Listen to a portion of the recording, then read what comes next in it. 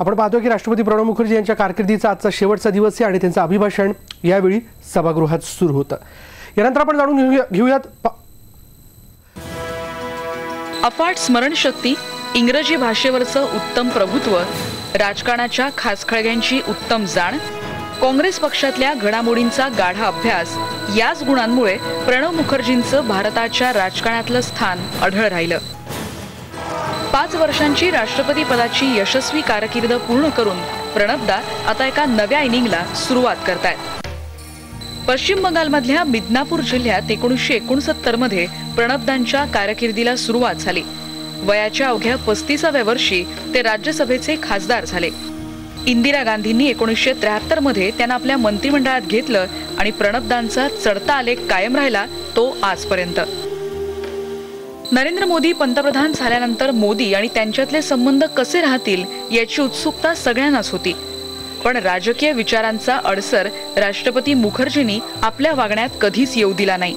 उलट त्या दोघांमध्ये उत्तम केमिस्ट्री निर्माण झाली। पिछले 3 साल में राष्ट्रपति जी के साथ ऐसी नहीं रही जिसमें उन्होंने पिता की तरह,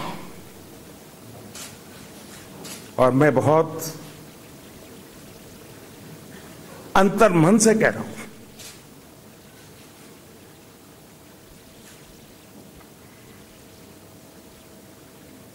कोई पिता अपने संतान की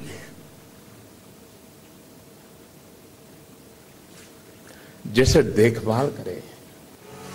अनेक वादग्रस्त मुद्द्यांवर सरकारला खडे बोल सुनावण्यासही ते कधी कचरले नाहीत। मात्र हे मतभेद बाहेर येऊ न देता त्यांनी मोदींच्या कार्यशैलीचं तोंड भरून कौतुक केलं। It is not that there cannot be any divergence of view. Surely there have been divergences of views, but we have been able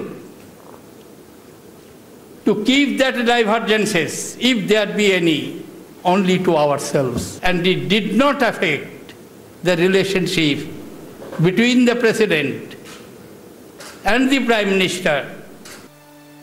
प्रणवदांच्या राजकीय आयुष्यात अनेकदा चढ उतार आलेत। मतभेदांमुळे 1984 मध्ये राजीव गांधींनी त्यांना मंत्रिमंडळातून काढून टाकलं। त्यानंतर 1986 मध्ये त्यांनी राष्ट्रीय समाजवादी काँग्रेसची स्थापना केली। 2 वर्षात ते पुन्हा काँग्रेसवासी झाले, तरी गांधी घराण्याला विरोध करण्याचा डाग त्यांना लागला तो कायमचाच। यूपीए सरकारच्या 10 वर्षांच्या काळात ते संकटमोचक ठरले। त्यामुळेच 95 पेक्षा जास्त मंत्री गटाचे ते अध्यक्ष राहिले। यावरून त्यांच्यातल्या नेतृत्व गुणांची कल्पना येऊ शकते। 5 दशकांच्या प्रदीर्घ कारकिर्दीनंतर आपल्या आवडत्या गोष्टींमध्ये काम करण्याचं प्रणवदांनी आता जाहीर केलंय। प्रणवदांच्या पुढच्या वाटचालीसाठी मनपूर्वक शुभेच्छा। अजय कौटिकवार, IBN लोकमत।